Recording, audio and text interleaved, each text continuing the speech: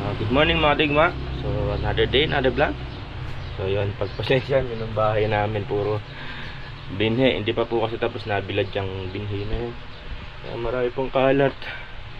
So ganun yata talaga pagka magsasaka. Kakaibat na yung maraming galot-galot na ganyan. Tulad yan, lona, yung palay, makina. So yun no, mga digma. So bali umuwi na po tayo. So bali sabog day na tayo bukas. So umuwi lang din ako para hiyasa yung ano ko, mga digma, yung tawag doon, aking talim ng grass cutter. Kaya ready na siya oh. Asahin muna natin. Ano na siya, medyo mapurol na. Umuwi din ako mga digma. So hasa ako muna to. Medyo maliit na rin yung talim ko. So hasa muna natin mga digma.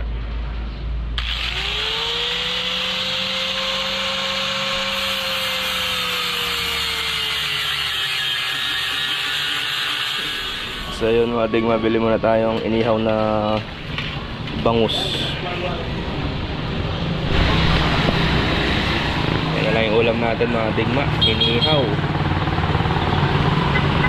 Yun o, ganda na pagkakaihaw. So yun mga digma, nabili na po tayo ng ulam. So let's go for the goal.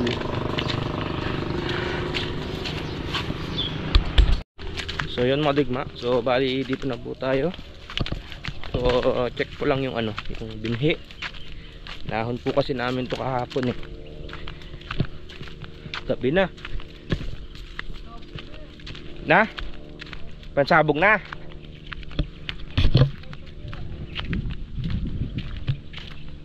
So check lang natin mga digma.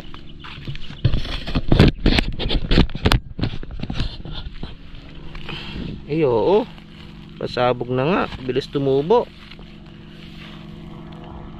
Bitak na.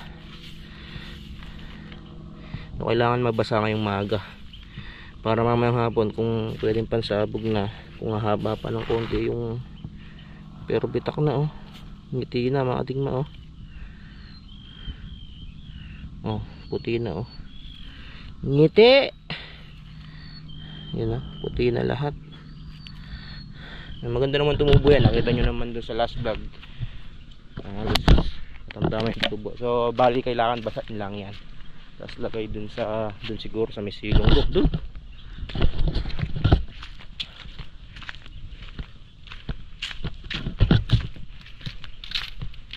Babalik kahapon kasi ano mga digma, tawag dun, pumasyal ako dun sa Bawit. Nagpatuyo tayo ng palay. So magpapaharvest tayo sa 11 harvest day.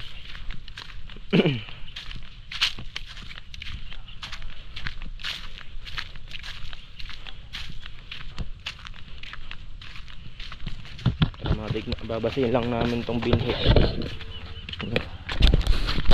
Yung mga tanim din na ano si tatay oh, saging. Tatayo lang namin, tsaka namin babasahin isa-isa.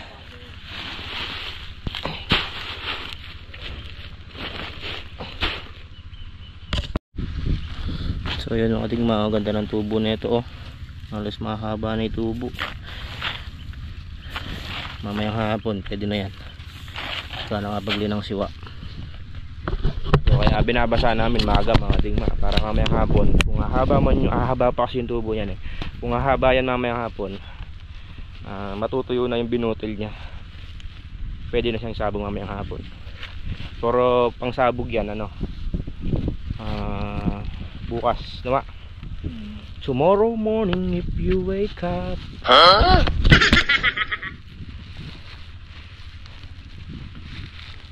I will be here.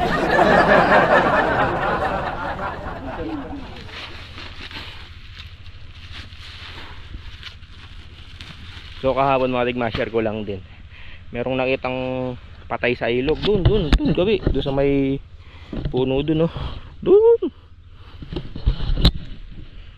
Siguro nasa ano na yon, nasa 6 days o kaya 5 to 6 days na patay na.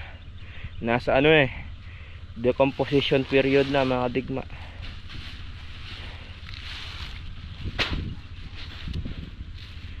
Meron akong mga video kaso hindi ko napapakita. Siyempre ano na siya mga digma. Yun nga, nasa decomposition ano na period.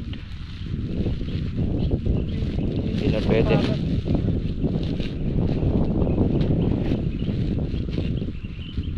Buti na lang di dito sa tapat namin dito, doon gawi.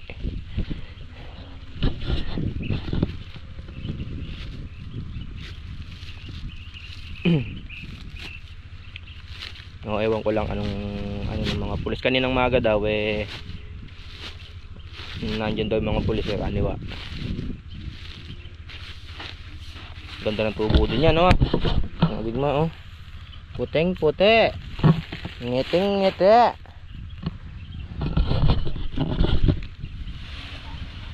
Kain na tayo mga digma. Opera konti lang opera natin tong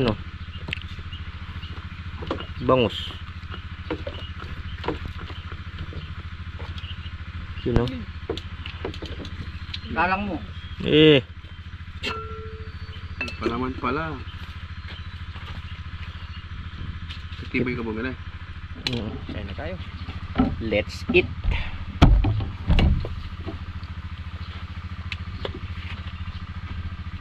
Ano kain mo?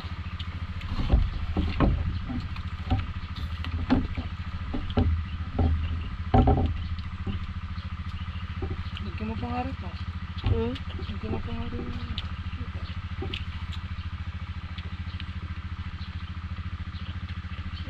Sa mga digma sa usawan sa palok. Pwede.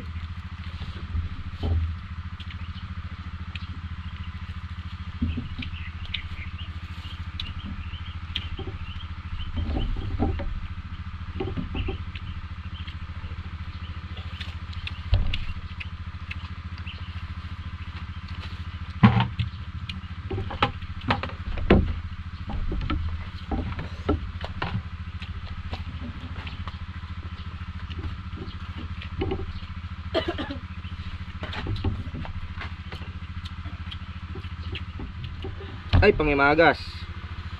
Pangimagas mga digma. Papaya. Mamaya pagka naglinang ako, magsasawa ka, magsasara. Hindi. Baka sa akin mo ba yung pilapil? Ikaw naman. Kami. Ne.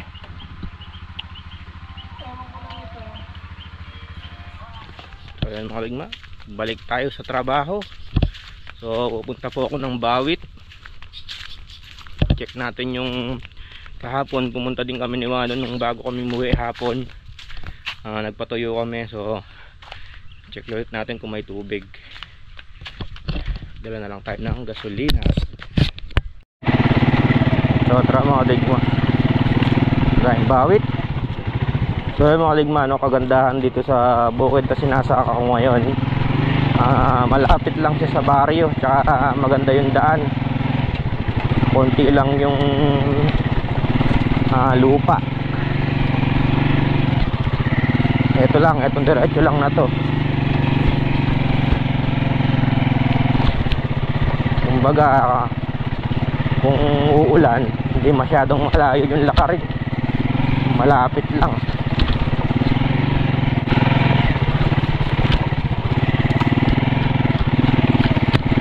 Mga digma yan, papuntang Cortes yan, diretso na yan.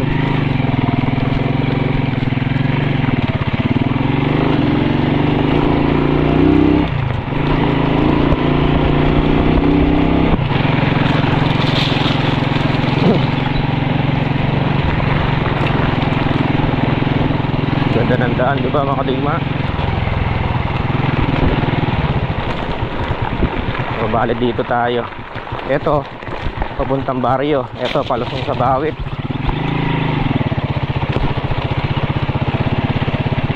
So dito tayo, dito ang way natin. Maligma, dito na tayo. Under lang natin itong Robin.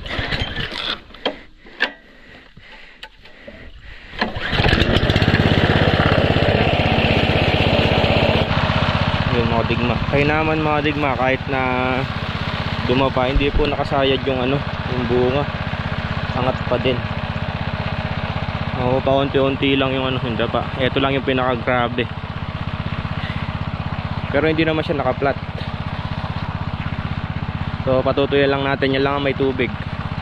Konti-konti lang yung tubig, oh. Halos 1 inches lang yung tubig niya.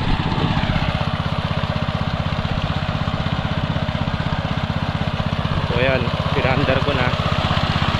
Tutuyo na yan. Para sa magpa-harvest, tuyong-tuyo. So yun, sana wag naman sanang umulan na. Pero maganda na yung panahon mga digma. Bali 2 araw nang hindi umuulan. Kaya inaano ko na tong alam na to na mapatuyuan na para pagka-harvest alam tubig.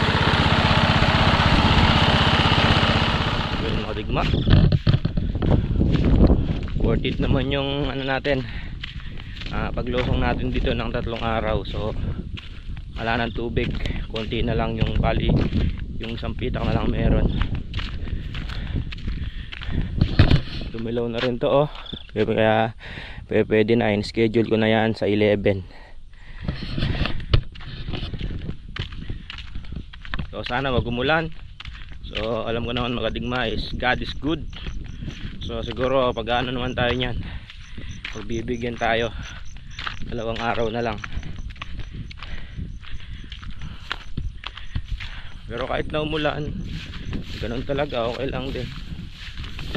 Hindi naman natin mapipigil yan. Kumbaga siya lang makakapigil no, kumbaga.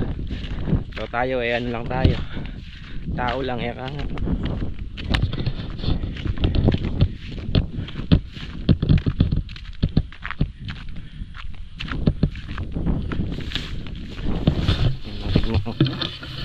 Tilaw na siya.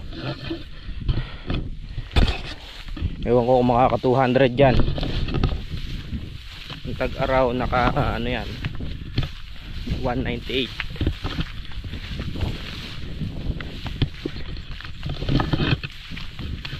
Ay bali pumalo din siya ng 200. Kasi yung mga nagpapalit ng merienda binikan pala natin, you know, mao.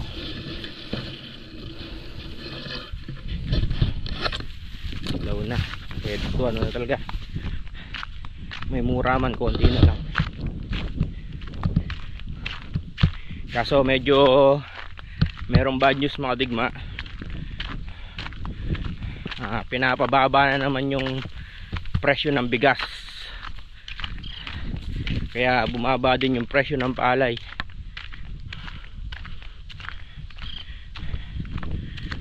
So apektado na naman kami. So sana pati mga insecticide at fertilizer pababaan nila, di ba? Kung nag-i-import sila ng maraming bigas, sana mag-import din sila ng maraming fertilizer para bumaba yung fertilizer ng mga magsasaka.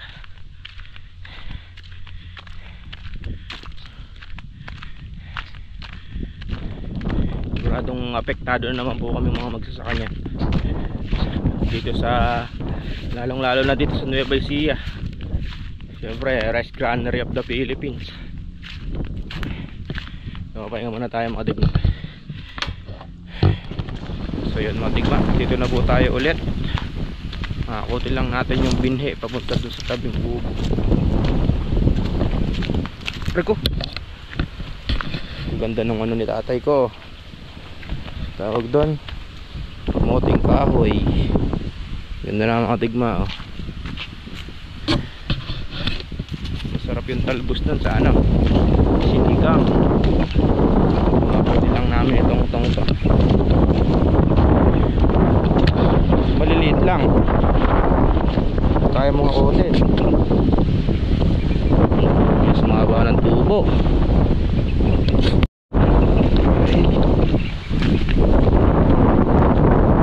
Diretso sa abog. Kaya mamaya babawas na ako mamaya mga digma.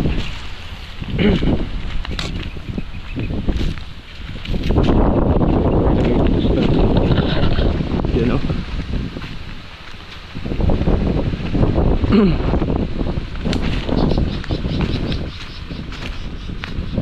Bali lilinangin na kasi mamaya yan.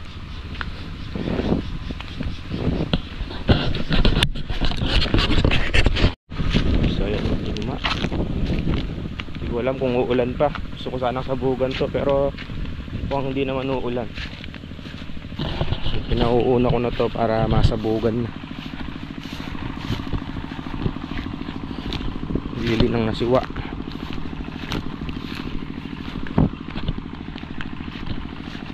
So, mukhang di naman uulan eh. Liwanag na eh.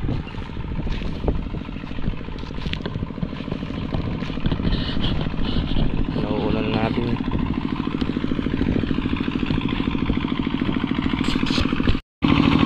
So yun mga digma, patag na. Kaso hindi tayo makakasabog ngayon. Bukas na lang siguro maambon. Pero ang kagandahan lang ng lupa na yun mga digma, sandali natutuyo dahil basal pa. Tsaka lang dyan, walang kuhol. Kaya kahit na sumabog tayo na may ulan-ulan, wala namang wala namang problema. Basta maganda tubo ng binhi. Sasabugan ko sana to kung dalawa. Bukas na lang maambon eh.